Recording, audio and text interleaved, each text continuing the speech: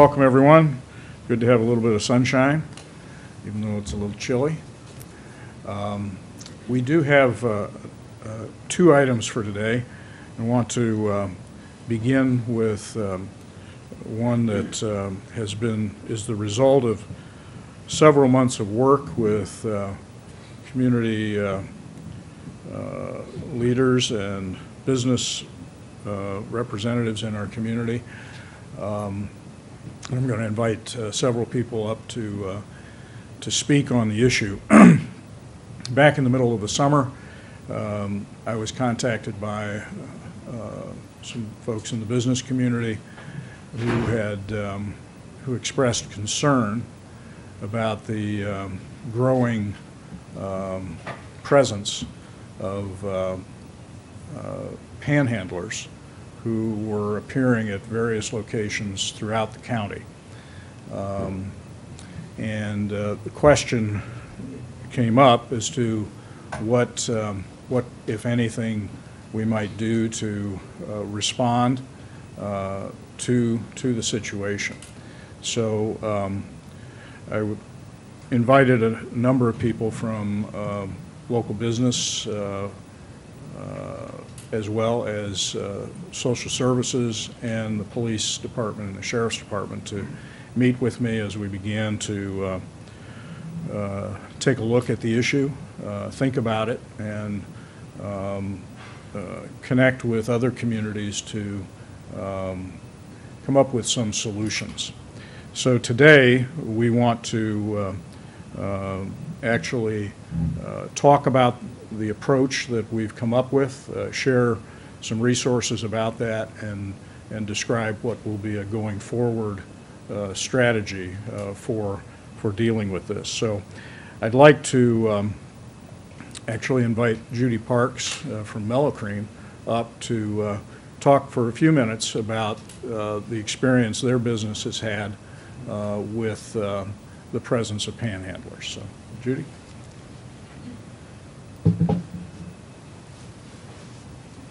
Thank you, Mayor Berger, for having me. My husband has owned MelloCreme Donuts since 1959. He's always been in the Lima area, several locations throughout the city. I have been with him nearly 33 years. And in the last year, we have noticed an increase of panhandlers coming down into our area at North and Metcalf. We have tried to address the issue by discourage them because customers are complaining because they're intimidated, especially women. You know, they don't know these individuals. They sometimes aren't the best dressed. So they've had customers buy them drinks and donuts and so forth only to be thrown in the street or the bushes or parking lot. So I went to Chief Martin and said, hey, what can we do legally to try to discourage this? Because it's affecting business. People don't want to come through the drive-thru if you have people sitting at the end of your drive-thru begging. So this is when I got involved as a business owner. And when I ran them off my corner, they managed to go down to Market and Metcalf and become Jerry Lewis's problem. So I have watched repeatedly that the three of them that like my corner go get money, go across the street to the convenience store and purchase alcohol. On one case, the individual was even arrested for an open can on the sidewalk. So most of what is going on, these people aren't homeless. They live a block away. And it becomes a lifestyle to further their addiction, whether it's alcohol or drugs or whatever. But these people actually do receive government assistance through other programs. I appreciate that. Thank you. Thank you. Judy's experience, I think, has been throughout the metropolitan area. We have had contacts from folks who have been who own businesses, large businesses like Walmart, as well as small businesses, the retail outlets where folks often station themselves. And also at major intersections where there's like the Welcome to Lima signs out at Bell Fountain and the 5 Point Light. You'll often see folks at those intersections or entryways or exits from I-75. So part of the issue became, as Judy referenced, understanding what is the nature of the problem, what is the issue relating to the legal options that communities have. And so we engaged with the law department, and I want to invite up Chief Martin to comment on this, particularly from the legal vantage point. I will also be inviting up representatives of social service agencies that are in our community that do have solutions for folks. So we want to make sure that the community is aware that there are resources available, and that our focus is really on getting resources to where they will make a difference for folks. Chief? Good morning, and Mayor, thank you. As the Mayor mentioned, and actually as Ms. Parks mentioned also, we have received numerous complaints from various business persons as well as just individuals that have said that they've been, harassed or otherwise bothered by panhandlers, and some have even felt threatened by them. And so panhandling in and of itself is not illegal. In fact, the United States Supreme Court has ruled on the issue and has said that it is protected First Amendment activity. So there's not really a lot that we can do if someone is simply panhandling, if they're simply saying, will you give me money? There's nothing illegal in that. But in some of the complaints that we've received where people have felt threatened, or there is perhaps other illegal activity going on, such as if they get some money and they go purchase alcohol and then they're drinking that out on the in the public way, that type of thing, then those are activities that we will make arrests for. But at the same time, with all of that, we also realize that there is legitimate need within the community.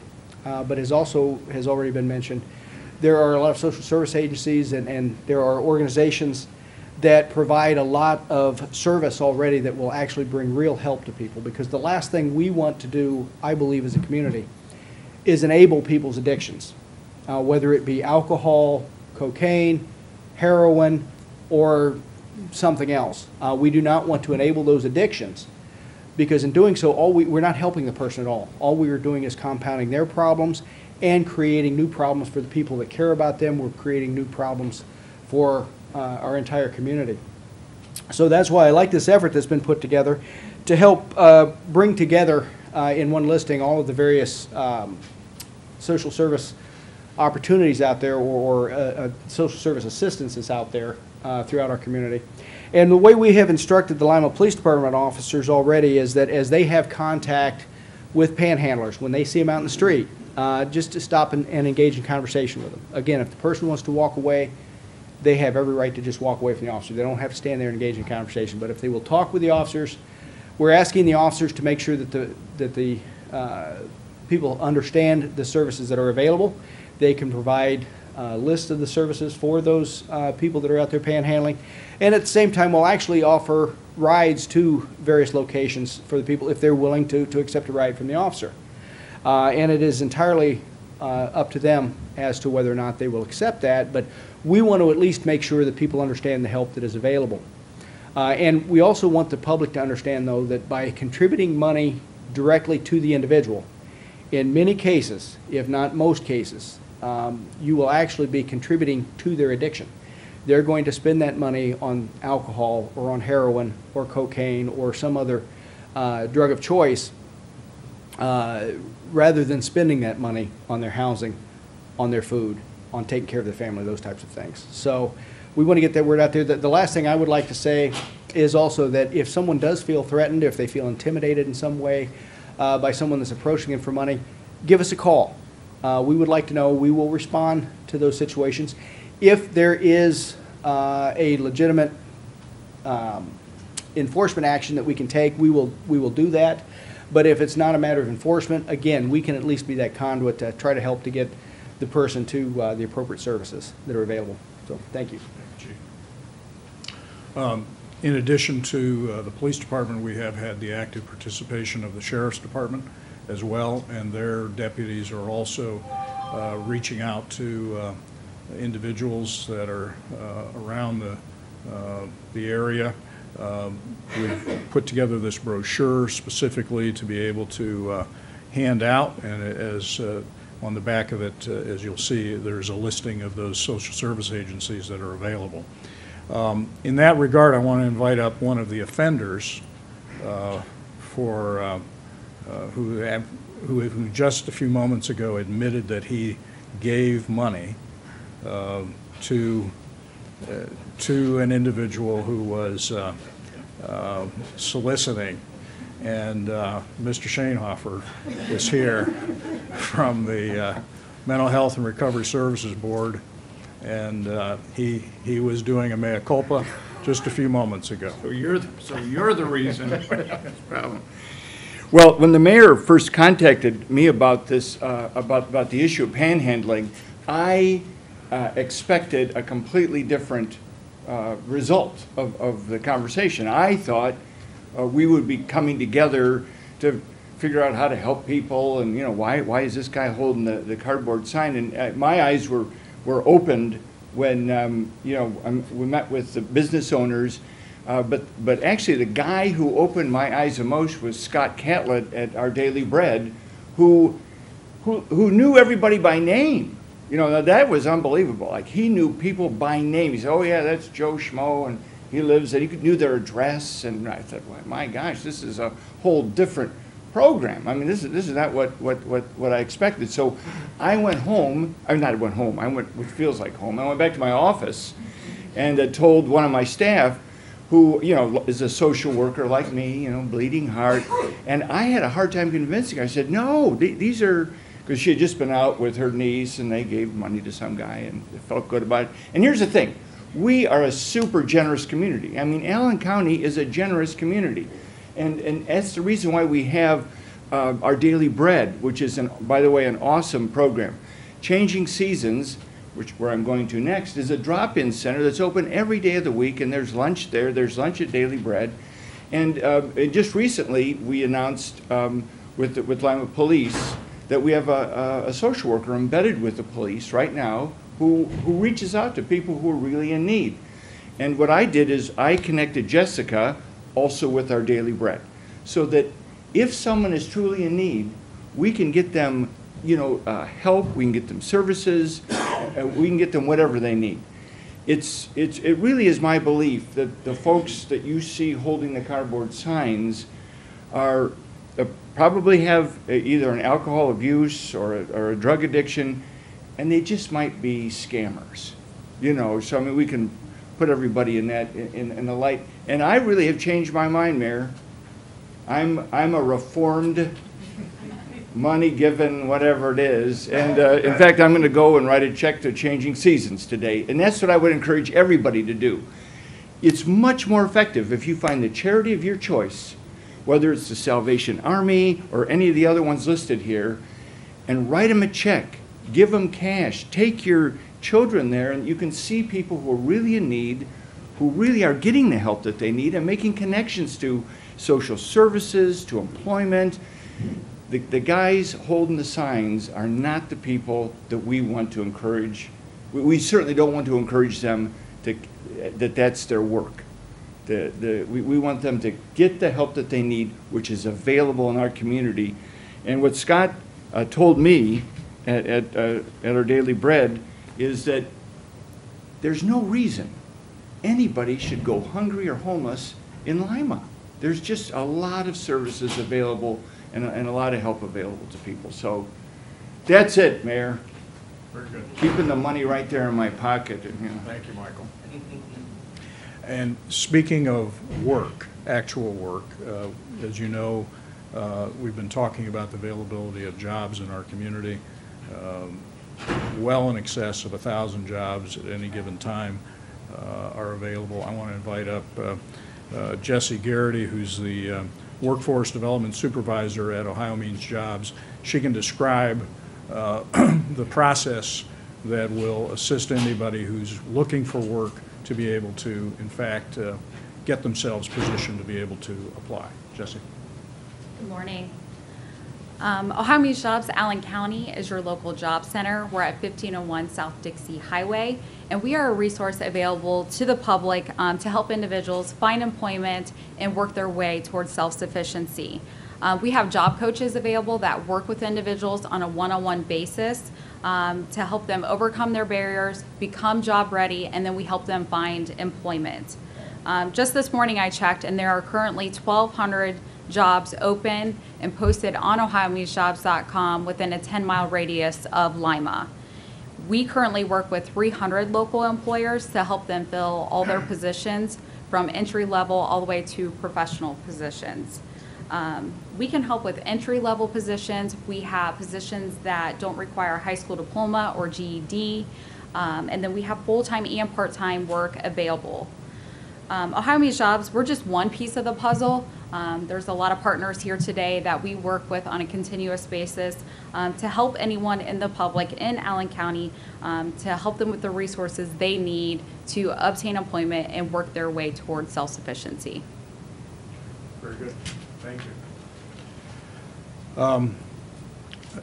We also have Carol Braden Clarke here. Carol, please come up. She's the director of the United Way. And part of what we recognize is obviously, like Mike, everybody who comes across someone who is openly begging has a responsive reaction to that. And we want to make sure that the opportunity is immediate for folks to be able to respond in an appropriate way. So, Carol, why don't you come up and talk about the agencies and also the website opportunity that's there. Okay. Well, thank you. There are, as the others have said, there are many services available in this community to assist people that need help. We're very fortunate to have a lot of really high quality services in the community that are here to assist people who either are homeless, that have addictions, or whatever their situation might be. One of the things that United Way does in our community is provide an information and referral service called 211. It is like 911, only it's not emergency. It is an easy to remember number that a person needing help or needing information about what services are available can dial 211 and they will be connected to services in the community. 211 call center specialists are trained. They are accredited through the National Alliance of Information and Referral Services, so they know the right questions to ask to get people to the resources that they need in the community. It's probably one of the best kept secrets in our community, but it is an easy to remember number. And so when you encounter a panhandler or another person that might need help, you can refer them to 211 and they will be able to direct people to the appropriate services in the community. United Way has agreed to serve as the point on our website, which is www.unitedwaylima.org, that people, instead of giving money directly to a panhandler where it will not do the most good, you can make a donation online and that money then will be passed on to agencies that are directly helping people with the issues that they might have. We encourage people, again, to support services in the community because when people are in need, then those services will be available if they have the financial support to operate year-round. So we would just encourage people not to give directly to an individual, but to support those services where the staff are well trained to handle and deal with the types of issues that we have. and it is a much better investment of your resources in services than to provide directly to an individual that's panhandling. So you can go to, again, the website if you choose to do that and support services that exist in our community. Thank you. Thank you, Carol. One of the opportunities that we've created, there will be, for those businesses that have been experiencing the problem of panhandlers adjacent, in the public right-of-way adjacent to their properties, we do have these signs available.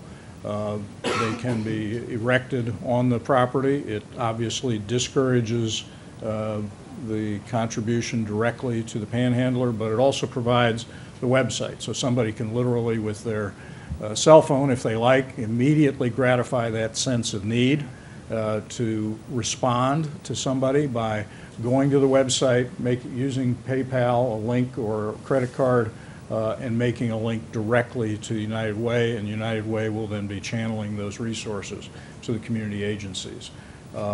Again, we're focused on solutions here. We're focused on really providing help where it can best be directed.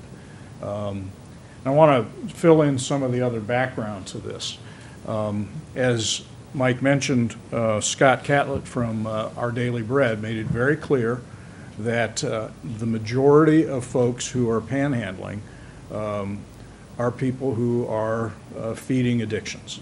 Furthermore, there does appear, there's anecdotal evidence that there seems to be kind of a facilitated ring of activity, literally where folks are being picked up on a coordinated basis from various locations around town, and they're deposited at other locations throughout the day. We've also have heard that those same individuals not only are here in Allen County, but go up and down 75 to other communities where they are conducting similar solicitations. So the word is as well that they may be earning as much as $150, $200 a day in this fashion. So again, this is a way that some people are obviously seeing an opportunity to support themselves. We don't want to encourage that. Frankly, it interferes with, I think, the community's business and commerce. It creates a sense of anxiety among folks who have said they're intimidated by that, and we want to discourage it. We want to discourage it by not creating, if you give money to people on the street, you're encouraging them to come back and do the same tomorrow. Instead, we're asking people to make contributions to any of their preferred charities, but if they don't know where to give, these brochures certainly outline that. We'll make these available. United Way has their website easily accessible. You can Google it anytime and make a contribution, and you know doing that your funds will go to appropriate agencies providing the services that are needed. I should also add another item with respect to some of the pieces that were mentioned earlier. If the police department comes across someone, they find somebody in need, they're going to offer them the opportunity to go to one of several agencies. One of those is Our Daily Bread. Our Daily Bread not only has food, they have clothing. They are installing showers. They will be in a position to assist people to be able to get ready. And then they can connect them to folks at Ohio Means Jobs, the job coaches, all those services. There's an interconnection and a referral mechanism already in place. So we want to emphasize to folks that people in need will be connected to services, and we shouldn't hesitate to make sure that we support those services. It will respond to real need, and it won't feed the addictions that we know are present with some that are scamming the system. Questions?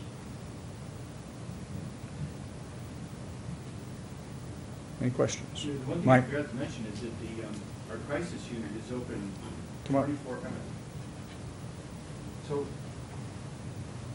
and the Lima Police have been just great partners with us. Our crisis unit is open 24 hours a day, 7 days a week. We never close. So the mental health system never closes. It's always open. So if somebody truly has a mental illness, the police know to bring them down to the crisis center or anyone. So that's always open. It's always ready. We have access to just to walk-in services 12 hours a day, 7 days a week. So there's no reason somebody who's in need, truly with a mental illness or an addiction, can't get the help that they need.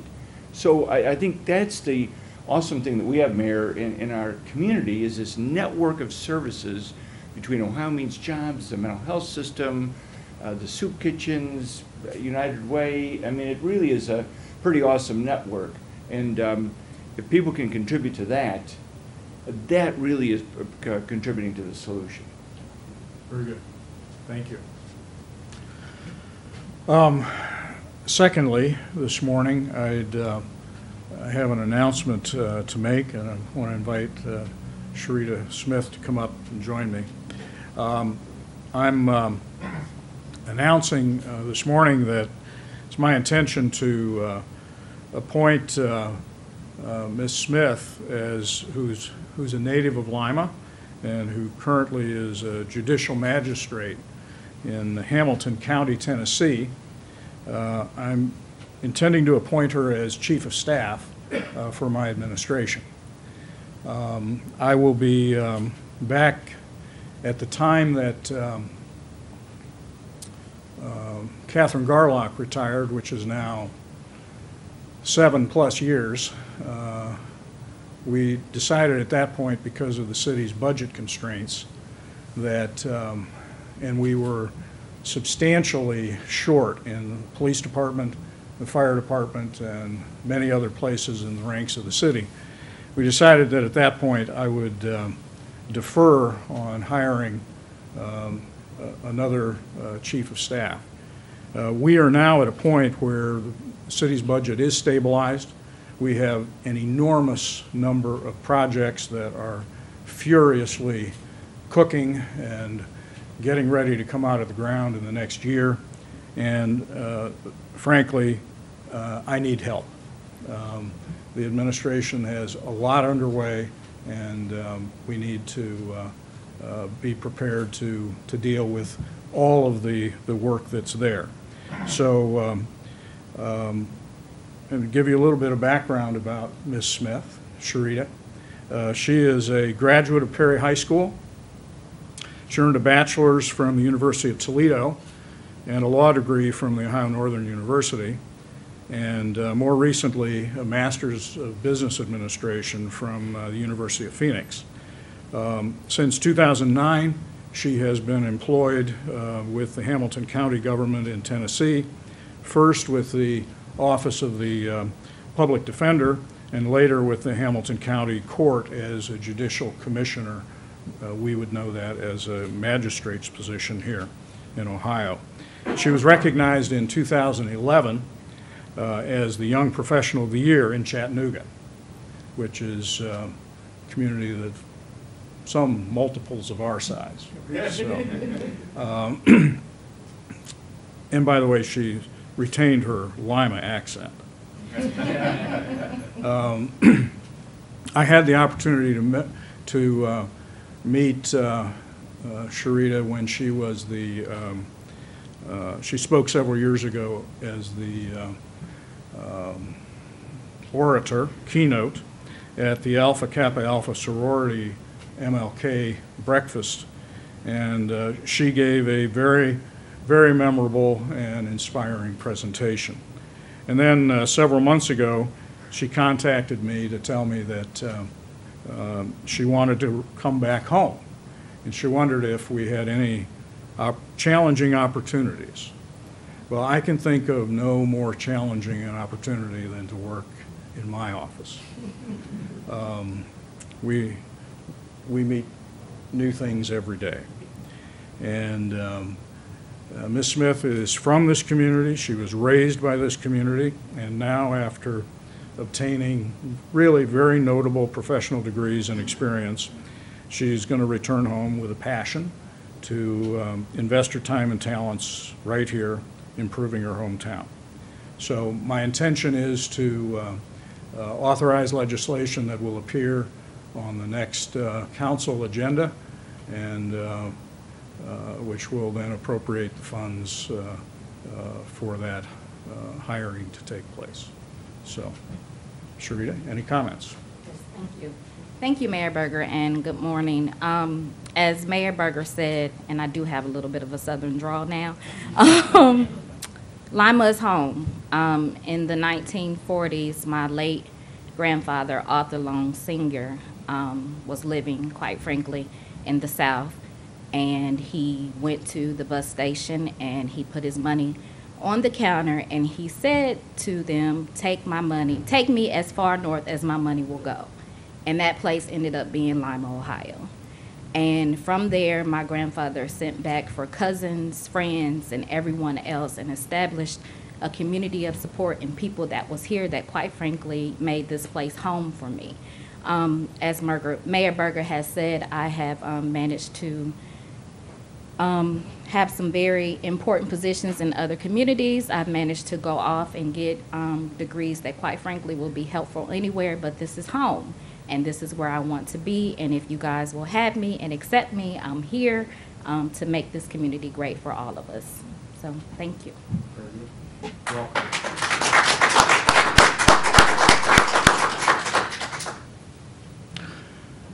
Very good. Well, I believe that's all that we have for today, and we'll break down. Oh, Warner, I forgot. We do need to give you an update on the leaf pickup.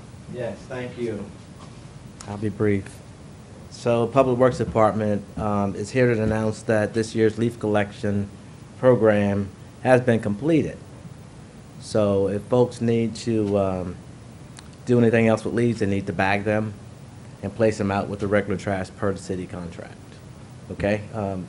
Again, leaf bags are offered for free to the City of Lima residents at no cost, and they're available at 900 South College Street, or the building and collections office located at 424 North Central Avenue through December.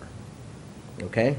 Residents will, don't forget, bring your water bill with you when you come to pick up leaf bags. Thanks. Very good. I was very surprised to hear that we were done. So it was a very efficient process this year. The weather, for the most part, cooperated, as did most residents, and we appreciate that. Mother Nature and the residents. So thank you all. Breakdown for interviews.